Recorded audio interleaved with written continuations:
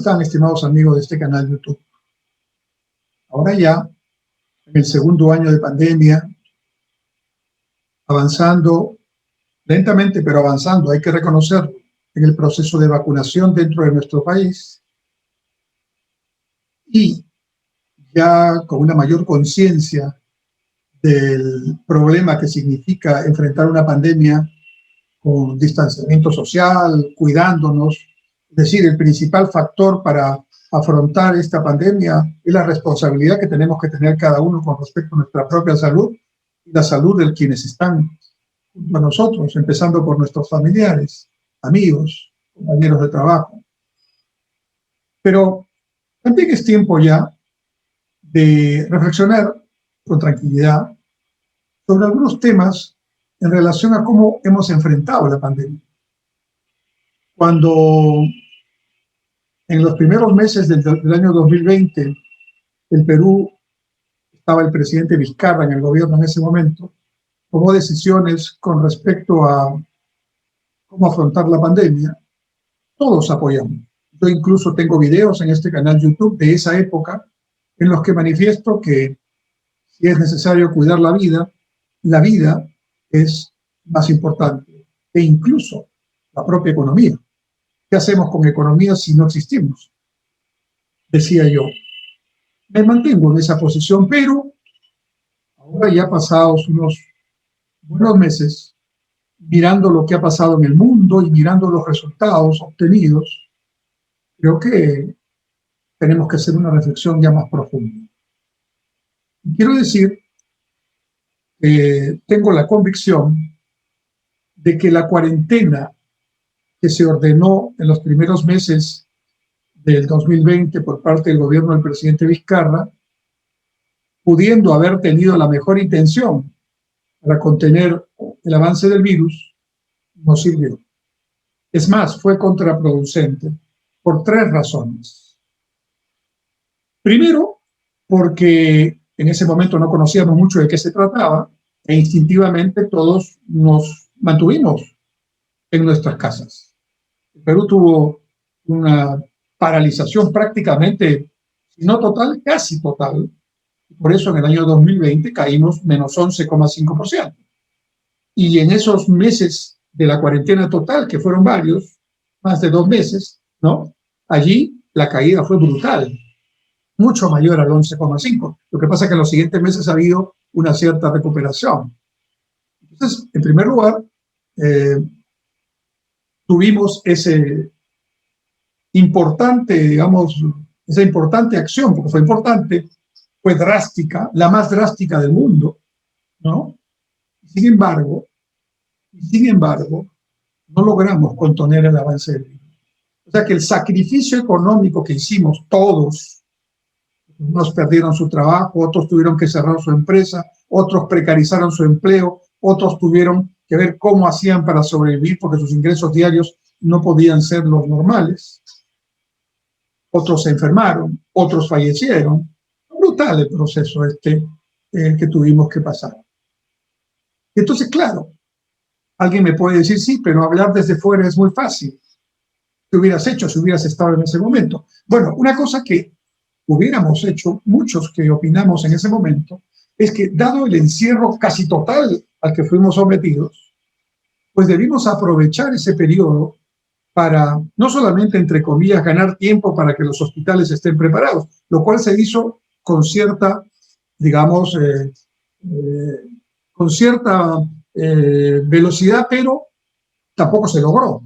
Finalmente hubo demoras en las compras, en los equipamientos, etcétera. Pero bueno, digamos que ganar tiempo para que los hospitales no colapsaran antes era, de alguna manera, el argumento no escrito de esta medida. Pero hubiera sido lo necesario, lo que los científicos y los especialistas decían, y yo compartí y comparto esa apreciación. Debieron establecerse políticas de focalización donde estaba el virus en ese momento, a través de pruebas moleculares, no de las pruebas serológicas que nos aplicaban, ¿no? Y con esas pruebas moleculares hacer el seguimiento de las personas vinculadas a los contagiados y acotar físicamente a los contagiados y sus digamos, familiares o amigos con los que hayan tenido contacto, para de esa manera aislar el virus de manera física por barrios, por regiones, etc. No se hizo así. Entonces, ¿qué sucedió? Apenas terminó la cuarentena esta total que tuvimos y empezamos gradualmente a salir, empezaron los contagios con velocidad importante y se colapsaron muy pronto los hospitales, a pesar del intenso y sacrificado trabajo de nuestros médicos, enfermeras y personal de salud. Primer tema, entonces, desaprovechamos esta drástica acción por no tener una medida inteligente, oportuna, para aprovechar que estábamos todos acuartelados a fin de poder contener el virus. Segundo, no obstante esta situación, se mantuvo el error porque a pesar de todo lo que se les decía a quienes estaban en ese momento a cargo del gobierno y del sector salud, pues seguían minimizando el tema, haciendo diferencias entre el número de fallecidos, que era el real, ahora ya está normalizado, ya está sincerado, ¿no? Contabilizando, de acuerdo al Ministerio de Salud, solamente a quienes certificadamente podían ser detectados por COVID-19. Sin embargo, muchos más morían por COVID-19 en sus casas, en la calle, ¿no? No había ese certificado, entonces se les consideraba sospechosos, pero no se les ponía en el dato. Sin embargo, ya varios especialistas habían dicho, varios de ellos habían sido criticados por eso, de que había una diferencia entre el promedio anual de defunciones, que tiene más o menos un comportamiento uniforme, y lo que pasaba después que empezó la pandemia. Ese gap, esa diferencia, era evidentemente, si no totalmente, casi totalmente explicada por la pandemia del coronavirus. Lo que era pensar que todo ese plus adicional de fallecidos correspondía a la pandemia. El gobierno no quiso aceptarlo y esto recién ha ocurrido hace poco con el gobierno de transición, que sinceró las cifras y eso creo que fue una buena decisión. Pero el gobierno del señor Vizcarra no. Y entonces nos manteníamos incluso en un engaño del impacto que realmente estaba teniendo la pandemia en nuestra salud. Y por supuesto, esta situación de inestabilidad y de falta de cifras adecuadas y de transparencia dificultaba que la recuperación económica pueda hacerse con mayor velocidad.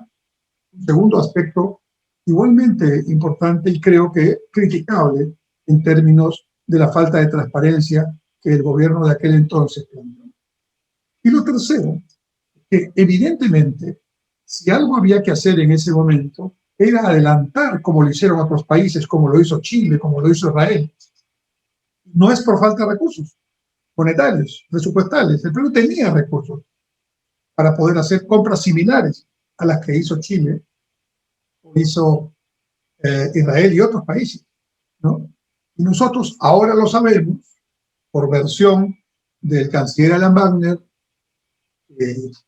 fue el encargado en el gobierno de transición prácticamente de empezar de cero, porque de acuerdo a lo que él ha manifestado, antes del gobierno de transición, es decir, cuando estuvo el presidente Vizcarra, el único compromiso concreto que había era la participación de Perú en la facilidad COVAX, que es una facilidad de la Organización Mundial de la Salud y que nos daba una cuota de vacunas.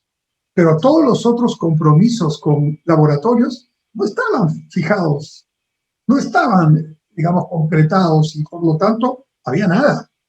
Entonces, ha sido el gobierno de transición que preside el presidente Sagasti y concretamente la tarea del Ministerio de Relaciones Exteriores con el canciller Wagner y del ministro de Salud, Oscar Ugarte, lo que ha permitido en tarea conjunta que se pueda lograr contratos ya concretos que permiten hablar de unas 50 millones de dosis o 60 millones de dosis, incluidos además, ya eso es un tema adicional, las donaciones que ha hecho Estados Unidos recientemente al Perú, como lo ha hecho con otros países.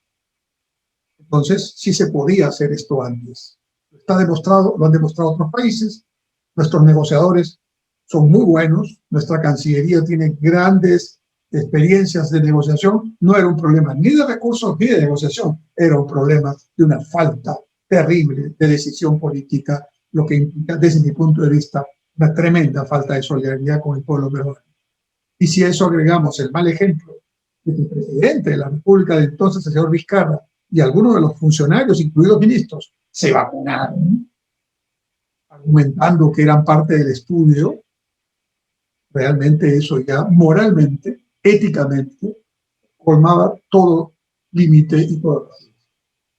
En resumen, creo que a esta altura, todavía en pandemia, todavía con fallecidos y todavía sin saber si las olas que vienen serán mejores en el sentido de que podremos afrontarlas con mayor eficacia o serán o producirán resultados más negativos de los que ya hemos tenido, todavía con incertidumbre, todavía sin tratamiento, todavía con vacunas que están estudiando si la tercera dosis es la que finalmente nos pondrá en una condición de mayor seguridad personal, todavía con incertidumbre entonces, sin embargo, ya podemos hacer reflexiones. Claramente, el tratamiento que se le dio a esa etapa importante cuando se iniciaba la lucha contra la pandemia en todo el mundo y en el Perú también, pues no fue eficaz. Lo decimos ahora con tristeza, pero no fue eficaz. En palabras de Julio Velarde, en un reciente conversatorio, nuestro presidente del Banco Central decía: la cuarentena en el Perú y España más o menos se dieron en el mismo momento, con diferencias de días, creo. Pero mientras España discutía qué cerraba, porque no cerró todo, Perú discutía qué abría, porque había cerrado todo.